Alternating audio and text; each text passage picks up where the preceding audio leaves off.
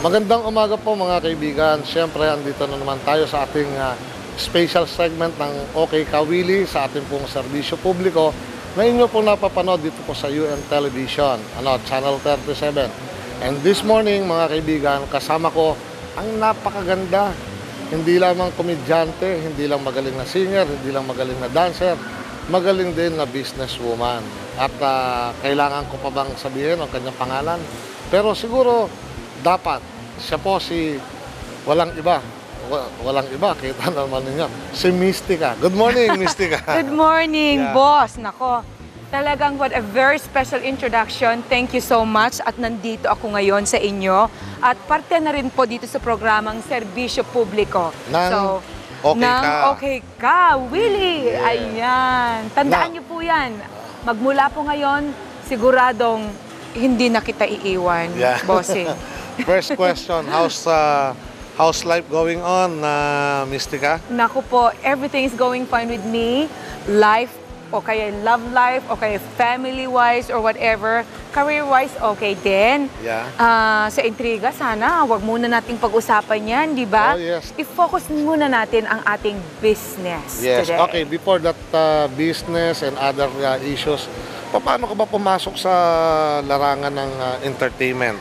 Alam niyo po, galing po ako noon ng Canada, tapos nag-try din po ako sa LA for 3 years. So, 7 years in Canada and 3 years in LA. So, 10 years na po akong nasa showbiz po sa ibang bansa.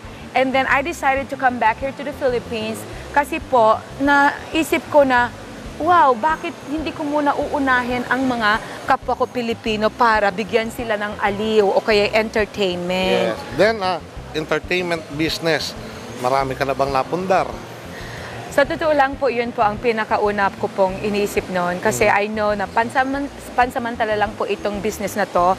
So, darating ng araw, sabi ko na kailangan magpundar ako ng mga ari-arian. Kaya ganun pong ginawa ko. And of course, I tried to establish a certain business. Yun po yung Mystica Rock Disco. Pero nagkataon po kasi at that time talaga it was the wrong timing. It was the wrong location. Sa Libis, lahat po doon pinagsara kasi po sa kanilang patakaran na bawal daw po doon ng mga entertainment establishment. So, nagkataon lang po na yun ay talagang naging parte talaga ng di ba? It was just an experience.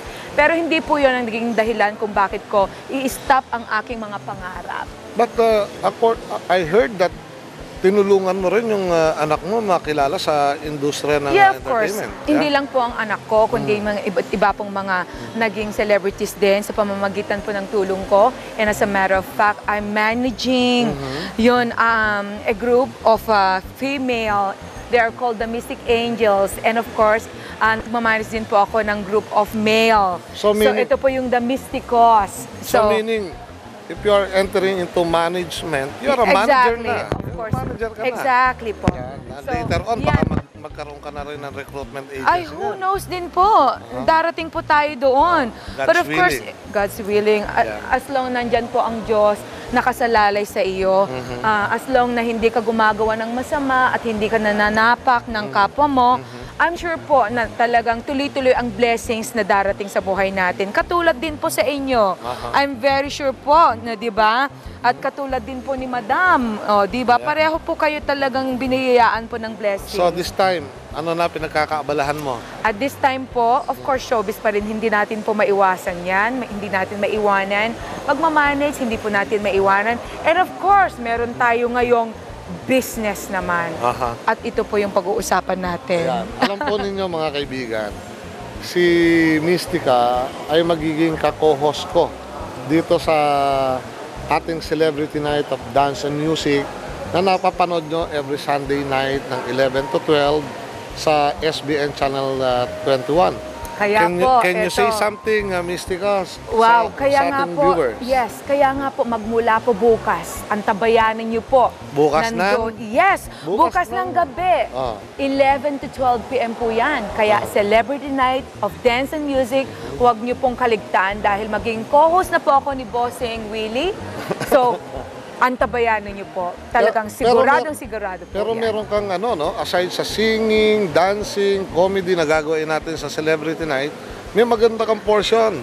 Meron po tayong magandang portion. Ito po yung tinatawag na let's talk business. Yan. So meaning, Let's talk about business, whatever kind of business we're gonna have, pag-uusapan po natin. And of course, ayan, yung mga gusto pong pumasok ng mga businesses dyan, naku, pag-uusapan po natin, mabibigyan ko po kayo ng talagang napakagandang exposure, lahat po ng mga anggulo na kinakailangan pong ibigay namin sa pamamagitan po ng tulong ninyo. Nako, lahat-lahat po yan pag-uusapan natin. let's clarify that, Mystica. Yung binabanggit mong let's talk about business. For example, meron kayong restaurant.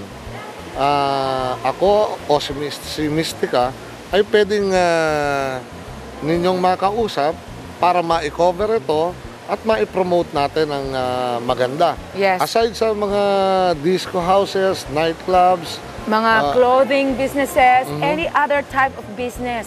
Sa dami po ng klaseng business po dyan, naku, lumapit lang po kayo sa amin. And of course, sa pamamagitan po ni Madam Maureen and of course, kay Bossing Willie, mabibigyan ko po kayo ng talagang napakagandang exposure o kaya napakagandang promotion para pero sa meron lahat tayo, po ng mga pero business meron tayong nyo. mga may mga iba tayong mga additional na portions. Marami po tayo. Katulad yung Mongolian chop suey. Exactly po, Pwede ka ayan. ba dyan sa sa Nako, comedy? alam mo po, Bossing, pagdating po sa comedy, alam niyo naman, nakilala naman po ako sa pagkakikay. Di ba? How about Oh, yeah. cooking? How about cooking? Nako, Do you know how to yun cook? lang po hindi talaga nila alam na talagang natatanging asset ko po yan. Kaya